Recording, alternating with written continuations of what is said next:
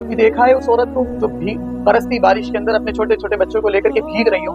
कभी देखा है उस खातून को जो परेशान हाल रोड के ऊपर घूम रही हो सिर्फ इस वजह से कि उसके शौहर ने, उसके घर वालों ने उसको निकाल दिया हो?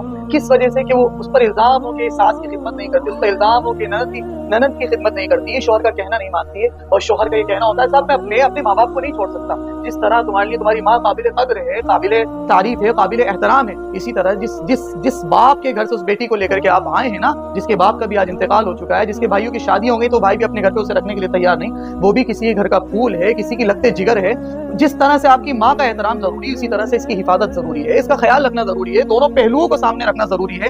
और इस्लाम मुकम्मल तौर पर आपको दोनों की तरफ तरगीब दिलाता है। एक तरफ माँ के एहतराम में कुरान कहता है वो बिल वालिदैन इहसाना, कि वालिदैन के साथ में उसने सलूक किया जाए। दूसरी तरफ बीवियों के सिलसिले में अल्लाह के रसूल फरमाते हैं तुम में सबसे बेहतरीन लोग है, हदीस से पता चलता है कि तुम में सबसे बेहतरीन लोग है वो जिनके अखलाक अपनी बीवियों के साथ में अच्छे हों। और फिर हदीस से पता चलता है कि तुम में उस शख्स के ऊपर जन्नत वाजिब है जिसने अपनी बहनों के साथ में अच्छा बर्ताव किया है। बहरहाल दोनों तरफ हमें देखने की जरूरत है।